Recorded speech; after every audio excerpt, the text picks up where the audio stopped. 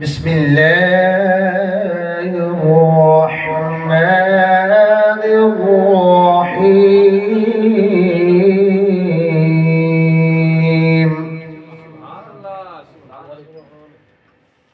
الحمد لله الذي وهب لي على الكبر إسماعيل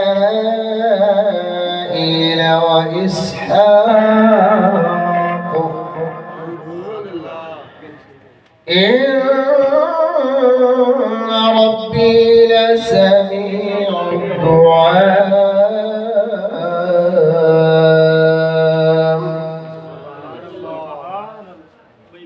رب اجعلني مقيم الصلاة ومن ذريتي ربنا وتقبل دعاء. ربنا اغفر لي ولوالدي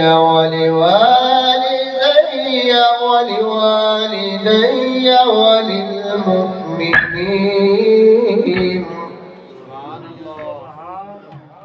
ربنا اغفر لي ولوالدي وللمؤمنين يوم يقوم الحساب.